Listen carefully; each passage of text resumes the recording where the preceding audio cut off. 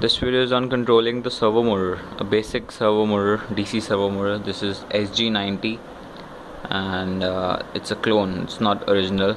And I'll be controlling this servo motor using 8-bit timer of this Atmega 16.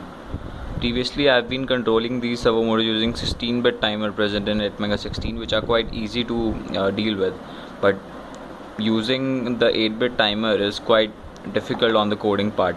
Like, you'll need to understand all the frequency and the clock calculations and all the stuff.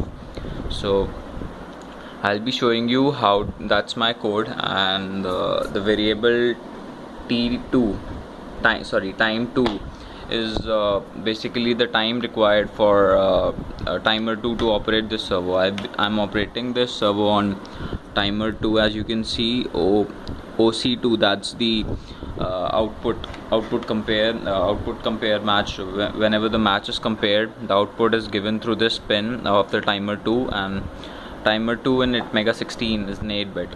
Timer 0 and timer 2 are 8-bit timers, and timer 1 is the 16-bit timer. So let me tell you how it works. Like, I'll change the value of this variable. Previously it's been 20, let's change this to 4. Okay, and I'll burn my code. So as soon as I'll burn my code, you'll see the servo, it'll change its position. Sorry, just a second. Yeah, now the servo will change its position. That's the position corresponding to time 4. It's written over here, t2, time 2 equals to 4. So that's the there's a huge disadvantage of using 8-bit timers. It is that the resolution becomes very low. When we talk about 16-bit timers, we have a resolution from 1000 to 2000, and maybe from 500 to 2500. So there's a huge resolution of which you can control the servo motors.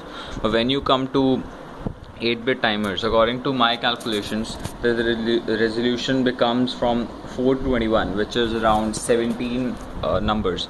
So that's a very huge drop.